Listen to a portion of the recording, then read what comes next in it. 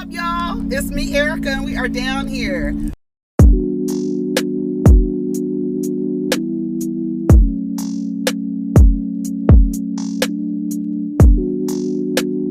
Peace, y'all. Take care of each other. Protect your energy. What's up, everybody? It's me, Erica, and we are down here for Real Housewives of Potomac. I don't know what episode this is, but go ahead and like, subscribe, comment, hit the bell notification twice so that you can get all notifications of new uploads and premieres. Okay. This episode was pretty good. I'll have to give it. I'm still not here for Karen Huger. I don't know how y'all go up for Karen. I think she is so whack. I'm telling you, Karen has been whacked since season 1. All this cussing Miss Etiquette is doing in her interviews. What happened to etiquette? What happened to that? What happened to all of that? You in your confessionals using the F word, lady. What happened to all of that? She been fake. That lady is fake. She's fake. She's fake. And I find it rich that this woman put her name on a show and did nothing.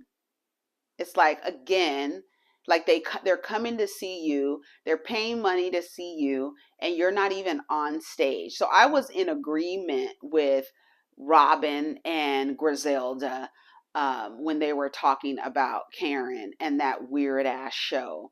And it just, to me, even though I think Gizelle and Robyn are mediocre, I think that Karen is equally mediocre as them. And I feel like the fact that she did not show nothing, she used other people and put her name on it like a variety show.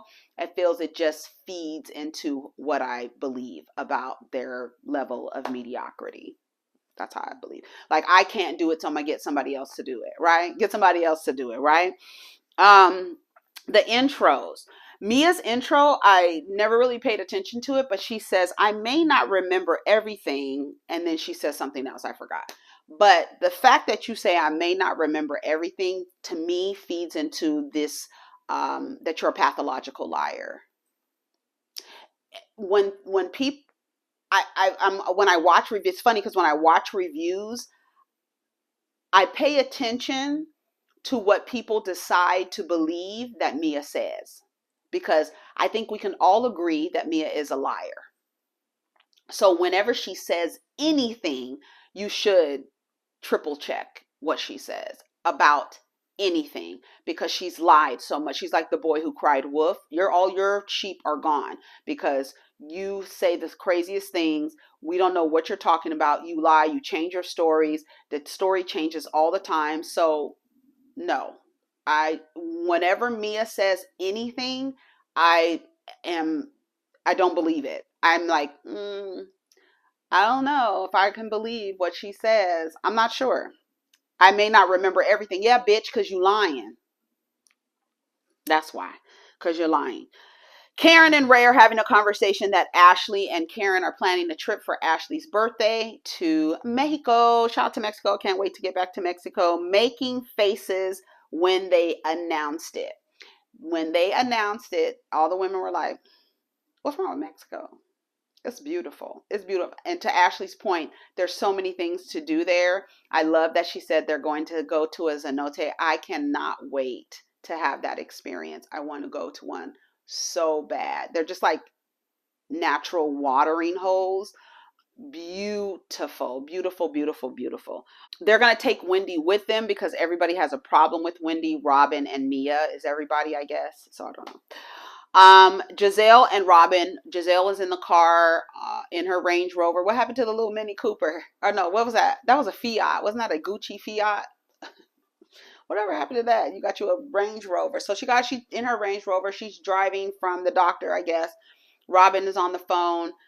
Gizelle had a biopsy because she has some fibroids that are growing, and they told her they're going to take her uterus out and give her a hysterectomy. She's concerned about sex.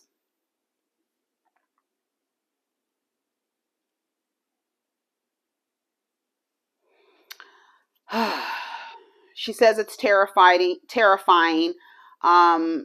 It caught her off guard because she's not really used to people taking care of her or something like that. I don't know what she said. So she talks about ruining brain cells. So anyways, so they start talking about Karen's live show, Robyn and Gizelle. They're talking about how it was confusing and weird. They were confused as to why was she mean to Charisse by not inviting her.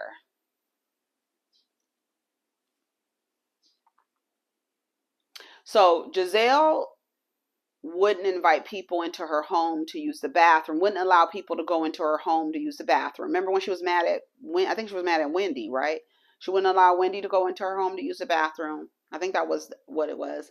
And then this season, Robyn sat up there and invited everybody to a function and did not invite the person that was sitting there. So how are y'all confused about how that can be done when y'all have done it yourselves?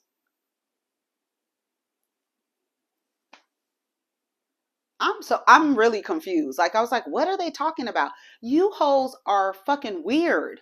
Like, what? To be mean? Why would she be mean? Girl, let me tell you something.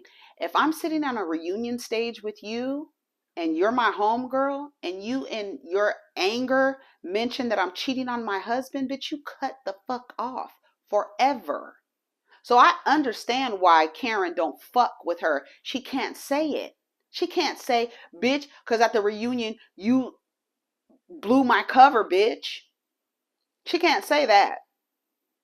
But that's why she don't fuck with her. It's been 5 years since she's fooled with Charisse. And that was 5 years ago that happened. Bitch, if I'm cheating on my husband and you supposed to be my homegirl, we hang out and everything like that. You see the way Mia and Jackie did that? We're not going to be cool. What? And that's going to tell you, bitch, do your dirt by your lonely. Don't tell nobody about nothing. But apparently, Karen be about town. So the girls see her.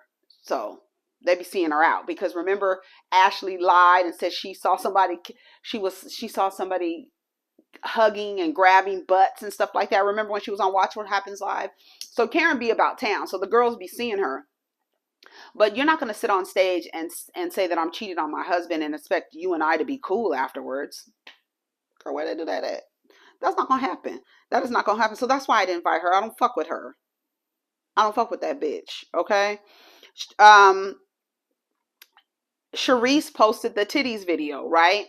I told y'all Karen didn't like that. I told y'all Candace said that Karen called her pissed about that and told y'all not to call them titties. Boobs are fine. Gizelle says she's going to demand to know why Karen don't fool with Charisse. This is Gizelle playing fake producer because you know why. You just want her to say it. They want to rile Karen up so that Karen could actually say why she don't fool with Charisse. Okay. This is Robyn's scene with her sons. She's telling them about the wedding. The youngest was like, I thought there was going to be no wedding. The prenup is good to go. Juan said he's going to get somebody to read the fine print, as you should. She says she can't wait to start planning something that's supposed to happen in 40 days. All right. What about Gigi and Pop Pop? She's not going to invite them. She said that I guess her dad will understand. Her mom may not understand. I don't understand why the mom wouldn't understand. We're just going to have a small ceremony with our children. We've been together this entire time. We're just going to have a ceremony. She doesn't want to invite the parents. I don't know. I'm with Karen. Girl, it's been 7 years. The veil has flown off into the wind. Girl, that was so funny. That the veil knew to get the fuck up out of here. That's what Miss Etiquette said. Mm-hmm. Where do you want to have the wedding? The child says Jamaica. She says, no, what about the Chesapeake Bay? Girl, go away. Just go away. Just go to the courthouse and get a license, right? And you quietly can have a ceremony in your living room. Shit. Um, so Brian comes over. He's a haberdasher, which is the guys that make the custom suits. He has a company, I guess. I was about to go look him up, but then I was like, I don't want to, because I love a custom suit. I love just everything. So the boys are getting fitted. Juan is getting fitted. They said, please do not repeat the NBA draft pick where he had that big ass suit on and that big ass hat on, looking like a kid. And then it was funny when they were getting measured, and the guy tells the oldest son to do Wakanda forever. So then he goes like this, right? So he can get his shoulders, I guess. I don't know what he's measuring at that point, but maybe his shoulders. And he goes, well, what if I wouldn't have known what Wakanda forever was? He was like, honey, we would have to take your black card, because ain't no way you wouldn't know. It's no way that you cannot know what Wakanda forever is. There's no way. Fucking Chadwick Boseman was so tired. He was so tired. He was just like, okay, girl, please stop asking me. Please stop asking me to do that. Please, I beg of you, stop asking me. So yeah, Robyn is planning to have a ceremony in 40 days. She was like, I don't think I did. I don't think I planned. Yeah, we don't think you planned either, girl. I think Robyn is so whack. I used to think she was cool. Robyn was actually like she was cool because she was like Monique, where they were like supporting cast members, right? When Monique first came on the show, if you go back and look at my reviews, I would say she's fake. She's putting on a show. She's not showing her real self. But she's like in the background, like she's just like not, she doesn't really have that outward personality, which I felt she was kind of stifling, in fear she would be the ghetto girl, right, in amongst all these women who act like they're so sedity, and they're really not, okay. Girl, did you see Robyn trying to dance? I was like, girl, what is she, 91% white? Anyway, so Mia and Gordon are sitting down in Mia's little fake office with her post-it notes on the desk, and she's acting like she's doing some work. When does so-and-so open? When does so-and-so open? So they're talking about their businesses. Did you notice that she said she has all these things to do? She's getting ready to go out of town, and she asked Gordon, did he sign up to do the cookie thing, I guess, for something at the kids' school? And he was like, no, I could just sit in the parking lot. Sit in the parking lot to do what in the parking lot? What are you going to do at your children's school event in the parking lot? So she's like, it's normal for moms to do a bunch of stuff. No, there are groups of women who perform this overworked, stressed out, super productive mommy role. They love it. It gives them fuel. They love it. There's some women who love that, but then they complain that they put themselves last. Their husband is their child too. Those are the chicks that I'm talking about, right? It's not normal. It's not normal. It's a performance. It's truly a performance, and it's not sustainable. So he tells her, you're doing a good job basically raising the children.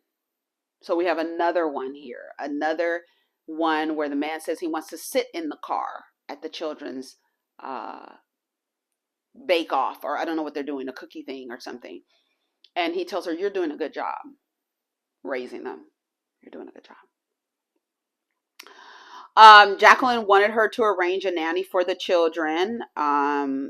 I tell her sometimes to drop the children off at my house, but I don't do it all the time. It's not something that I should do all the time. My checkbook shouldn't be open to you all the time. That's something else that she mentioned. So I don't know if Mia, there's some people who feel indebted to people, and so they keep doing stuff even if it drains them. They don't want to do it. They keep doing stuff because years ago, you helped them do something. Years ago, you got them out of a bind. Years ago, you did something. So now they feel indebted to you. And now she does stuff for her. I guess she did help her buy her car, right?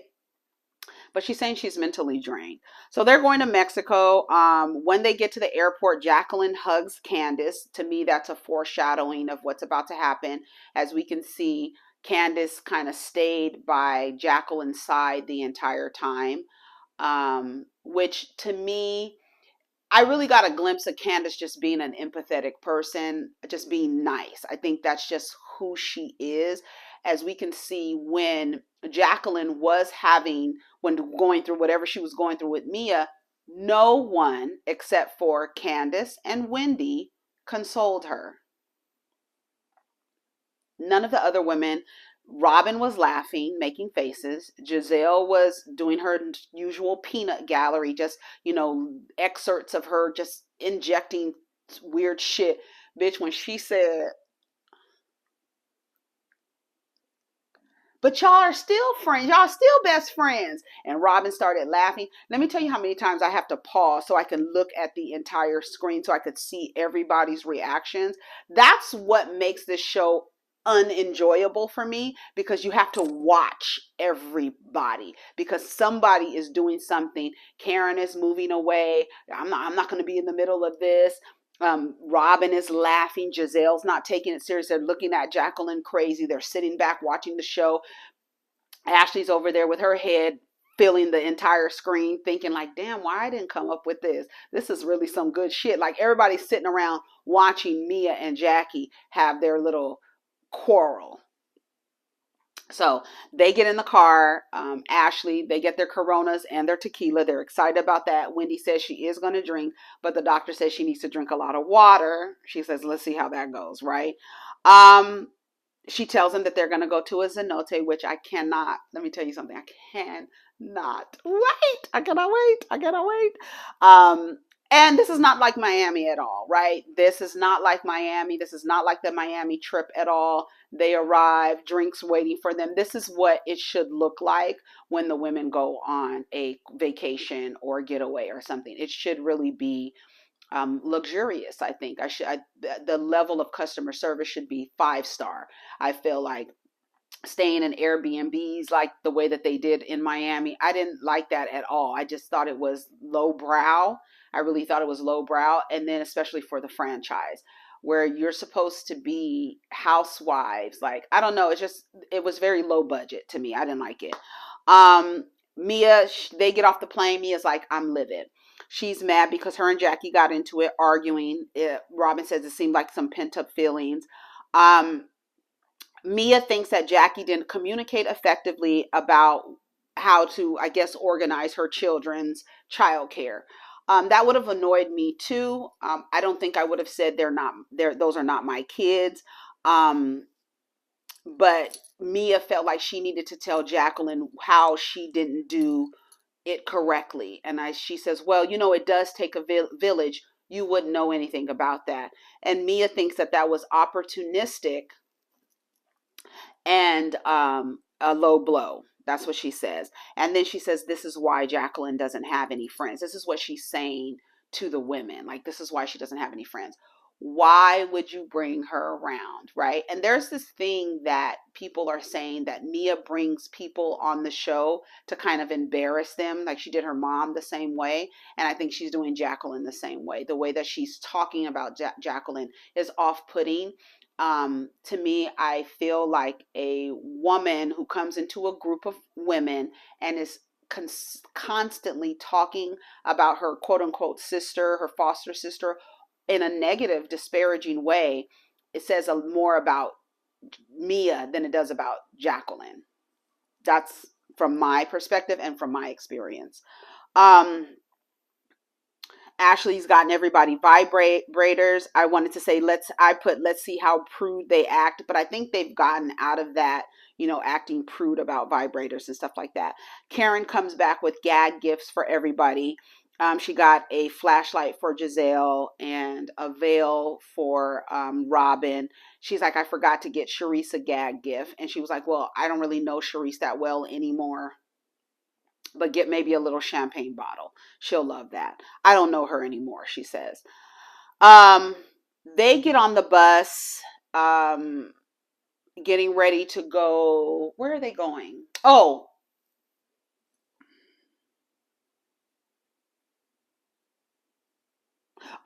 they're on the bus getting ready to go to their hotel.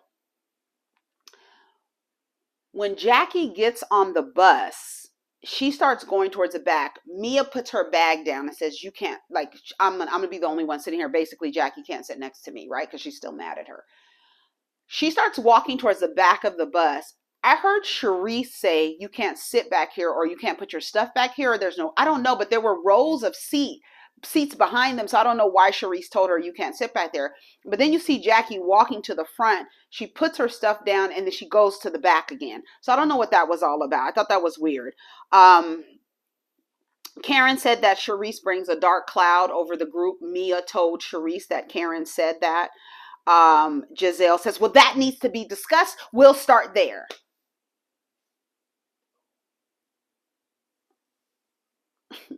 Anyways, they arrive to the hotel. The women have maracas out there and they're waiting for them. It was so cute. They arrive, they get off the bus, they go in, and then before they start, to Karen's point, she says, when it's somebody's birthday, the first thing you do is celebrate the birthday.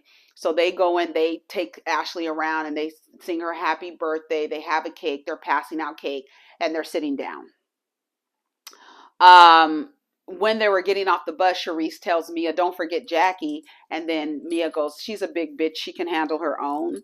Um, so they sing happy birthday, celebrate the birthday girl right away. Ashley says all the women have grown with her, you know, from the Michael to the babies and all this other stuff. When they go to sit down, Mia goes, "I'm not going to break bread with Satan. I'm not done with Satan. I need a break from Satan," is what she says. She says it loud enough so they can hear. And then, you know, they're upset. She was like, "We've been in the worst fight ever." She was like, "Girl, it's not the worst fight ever. You threw a brick at me. You almost killed my ass." She was like, "That was 20 years ago." She was like, Mia is very controlling. And Karen's like, "Oh, and when you don't do what she says, she turns on you." Yes. She's like, "No, I don't turn." She was like, "I don't know. She has a lot of tension. She just may need to get some dick." And then she said, "More dick." So is Viagra smoothie? Are the Viagra smoothies not working over there? Why do you need more dick? Everybody was like, "What?" And Candace was like, "Who? A dick or what?" What? Candace doing like this with her glasses. Like, "Girl, what?" At one point, Candace went like this, and then at the next scene, Candace was like this. She had taken her glasses off. Candace was like, "What?" We are getting a show today. You want to go there? You want to go there? Don't try me. You get what she tell her? "You're feeling yourself right now. You're feeling yourself right now." And then did you see the way Jacqueline was looking at Mia like, "Okay, go there. Okay, go there." She was like, "You better back down." She said, "No, you back down. You back down. Bitch, I don't know the fuck you think you talking to." She didn't say that. That's what I said. But she says, "Keep your legs closed to married men, bitch." That's what she said. And took a sip. They were like, "What?" Sharice was like, "Married men?" She was like, "I'm fucking done with you." And then Mia said, "You should be." Bitch. "You should be. You should be done with me, bitch." She says, "I'm fucking done with you." And then and Candace was like, "No, no, no, no, no, no, no. Like let's keep everything cool." She was like, "You sold your soul to the devil, or you sold yourself to the devil," I think she said. She was like, "I have fought for you my entire life. I would never sleep with your husband." And then Sharice was like, "She never said you did." Jacqueline's initial expression seemed phony to me. I'll just say that. It was like she was acting. She couldn't get her words together. I can't imagine that they said, "Let's create an argument." I don't think that they think that deep and that far ahead. So I don't think that that was like a setup for them. But I feel like at first she wasn't that upset. And then later she started to get upset and she was crying, crying and crying. And like it was like waterworks. I was like, "Girl, pull yourself together for real." Um, Candace said, "Take your friend outside, bitch." please take your friend. She was like, no, you take her outside. She was like, she's your best friend. She was like, that was my best friend. Gizelle was like, but y'all still best friends. And that's when Robyn was laughing. Go back and watch it. Robyn was laughing. Wendy says it's grimy for Mia to do what she did. She's crying. She was like, so? She was like, remember, I don't do for her kids. Her kids are at my house eating up all my goddamn food.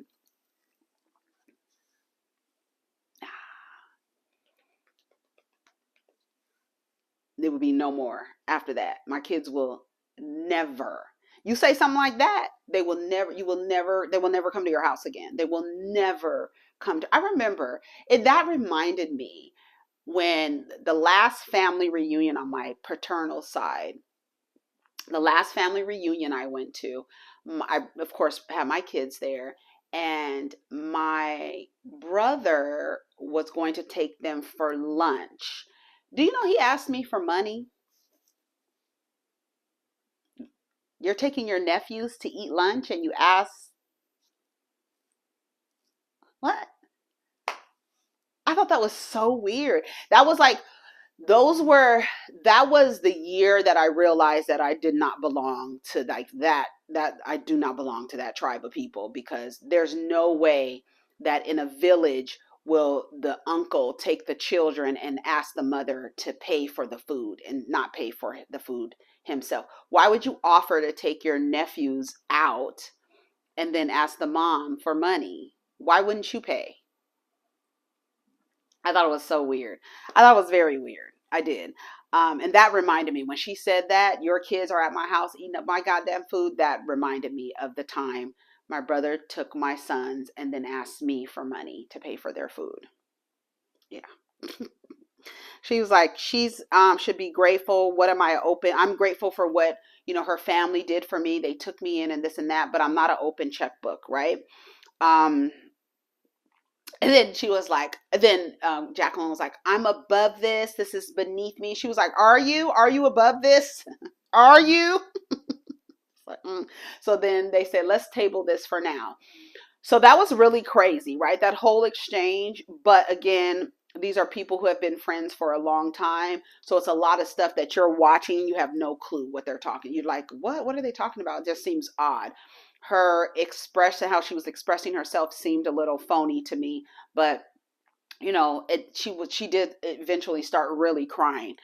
They go outside to see a shaman, which I thought was actually perfect timing.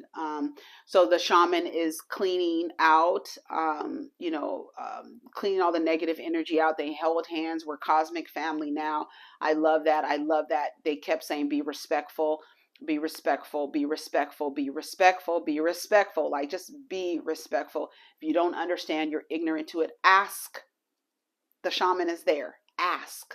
If you have questions, ask. Right? But yeah, we need to cleanse this entire group, cleanse out everything, right? What are your intentions? Ashley, she said what her intentions were. Sharice was being passive aggressive and saying something in direction to Karen. If you're truly happy, you will be happy for other people. No, what is your intention, lady? I was like, girl, give me a break. What is this has-been leprechaun talking about? Looking for coins, food, and friendship. I think it's actually pretty rich that Karen believes that she is the nucleus of the group when it truly is Sharice. And she acts like when she said at the table that we haven't talked about you in I don't know how many years. We talk about Sharice almost every season. Sharice is actually at group events that we just don't see her. She's just not on camera. That shocked me when I found out she was at Wendy's daughter's birthday party. Wasn't it somebody's birthday party? And they all went.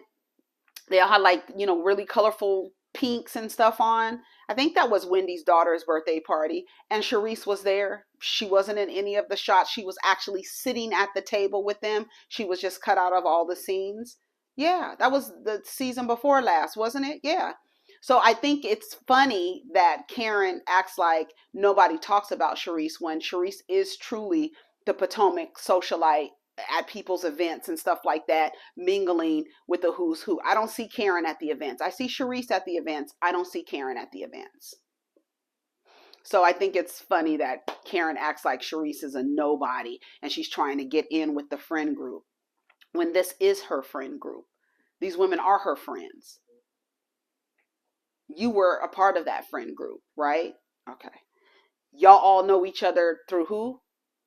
Charisse. I think Karen and Gizelle know each other because their kids went, they were in like PTA or something. It was something they were doing. They were in the Bakers Club or whatever. When they were trying to be the etiquette queens, they were involved in stuff like that. Remember in the first season, Gizelle and Karen had a conversation. I think Gizelle won a baking contest and Karen felt like she should have won it or something like that. So Charisse is actually the center of the group. Robyn has known Charisse the longest. I think Robyn met Gizelle through Charisse. Like, Charisse is the center of the group, and I think that really chaps Karen's hide. I think it does. Hug your sister. This is what Candace tells Mia. She was like, okay, and then Jacqueline was like, I'm not ready to her. She was like, see, she's not ready to hug you. I feel like Candace is just empathetic. You saw the way Candace was looking up at Jacqueline as she was hugging her. She was looking like she would felt bad for her, you know. She says, you know, I never disliked Jacqueline. We've had our issues, but I've never disliked her. I feel bad for her. And you could tell that Candace felt bad for her. It sucks to go on a trip, right? And you go with your sister and then she starts acting funny with you and no one else is consoling you. So you feel like an outcast. So I'm glad that Candace did do that, even though I'm like, Candace, don't befriend her too well because this is a 20-year friendship. Mia is a liar, and I feel like Jacqueline might be one too.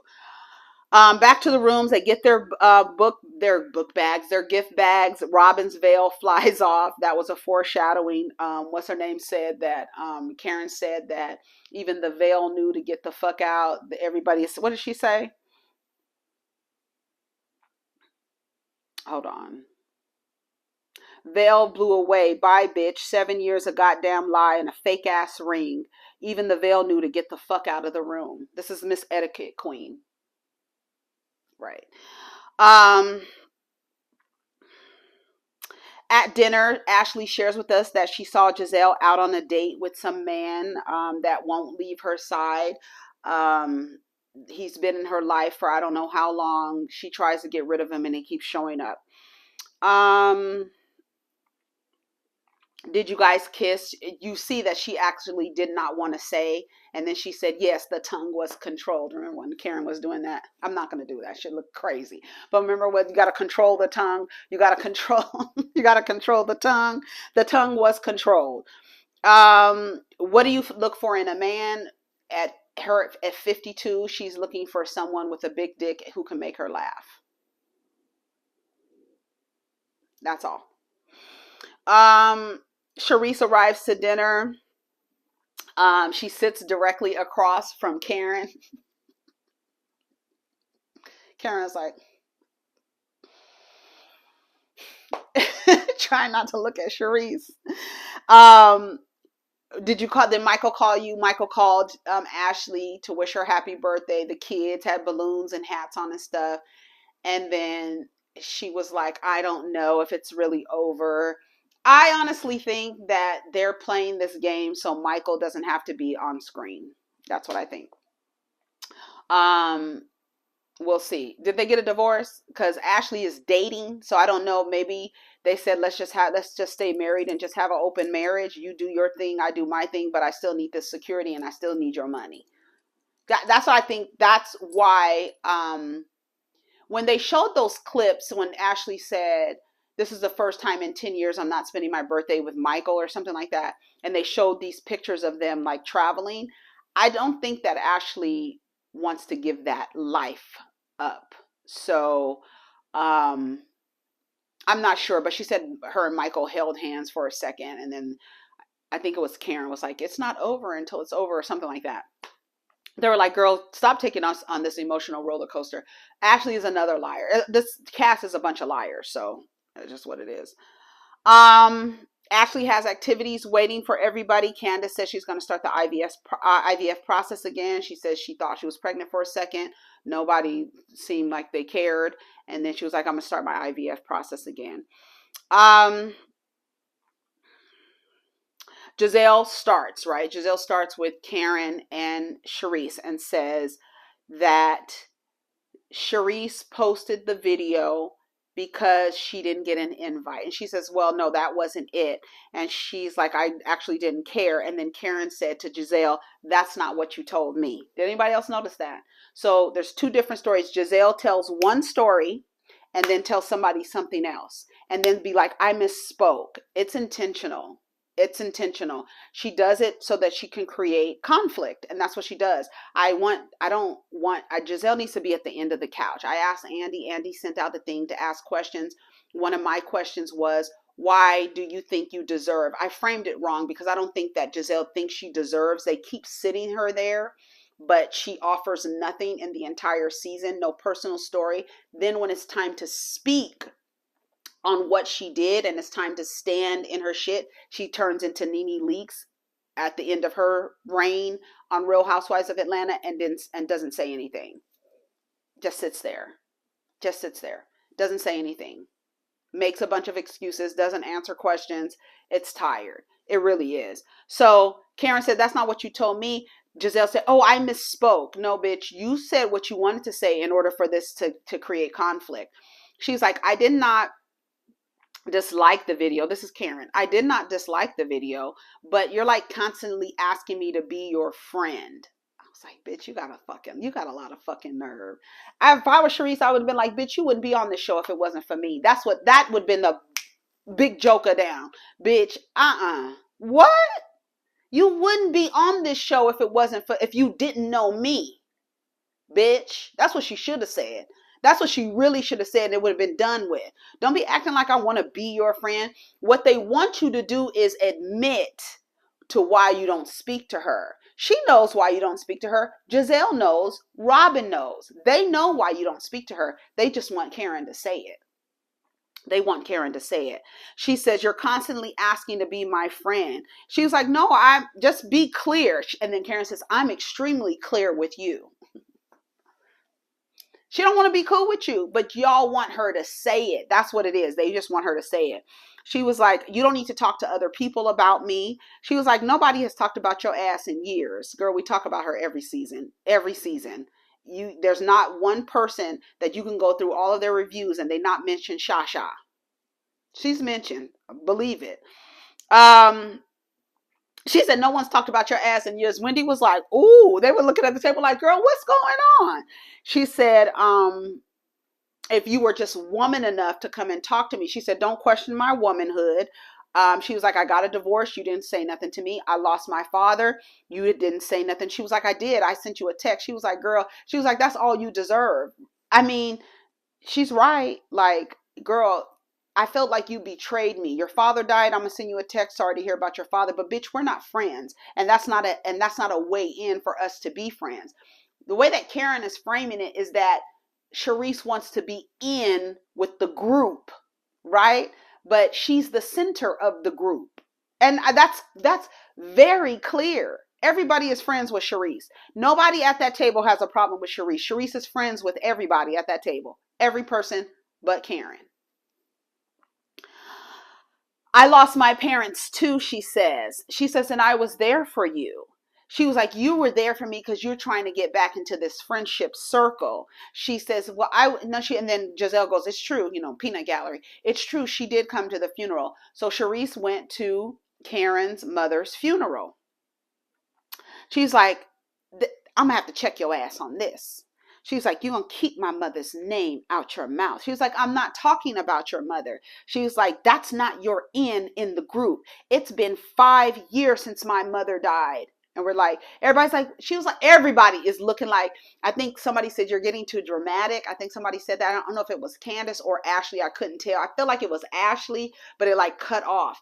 I fucking hate when they edit stuff like that. And then she was like, I'm not talking about your mother. Even Robyn's face at the end of the table. Robyn was looking like, girl, what are you talking about?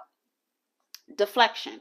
I'm going to create a hullabaloo around this particular portion of the conversation that really has nothing to do with the actual context of the conversation. Nothing. It's actually irrelevant. What she was trying to do was show that she supports Karen. And she explained that. That's what I was trying to say, is I support you.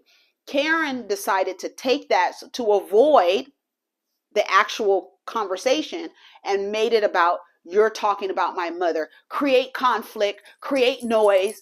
You're talking about my mother. I'm not talking about your mother. Did not say nothing about, you're talking about my mother's funeral. No, I'm talking about how I supported you at your mother's funeral. So she creates noise, bangs on the table, stands up. So she doesn't have to actually say why I don't fucking like you, right? Gizelle says, I don't know what's going on with this geriatric fight. Gizelle is 52 years old. Karen Huger, age 59. So yeah, because she just turned 59, right? 7 years. Geriatric. According to most medical professionals, Gizelle, you are geriatric, my dear. Despite what you think, you're in that group. You're in that generation, girlfriend. Sorry to inform you. I thought it was weird for her to say, I don't know what's happening. But I remember when Candace called Charisse a geriatric grandma, everybody was like, oh my God, I can't believe she said that. Oh my God, why did she say that? Can you believe her mouth is so reckless? And now Gizelle gets to say it. Girl, I'm over it. I am over it. Yes, Karen Huger is 59 years old. Karen Huger, age 59. Gizelle Bryant, age 52. 1970 she was born. Robyn is 43. Wendy is 38. Ashley is 34. And Candace is 36. And Mia is 38. So you're over 50 calling somebody geriatric. Girl, give me a break. Anyways, y'all, that was the end of the episode. You know, Karen created conflict to deflect from the actual reason. They want her to actually say why she don't fuck with Charisse anymore. Charisse acts like she doesn't know why. You need to be a woman enough and come talk to me instead of talking to everybody else about me. And like I said, I do find it odd that Karen acts like nobody's talking about Charisse, girl. Bye. Nobody's talking about you. Anyways, y'all, take care of each other. Protect your energy. Let's get down in the comments. Peace.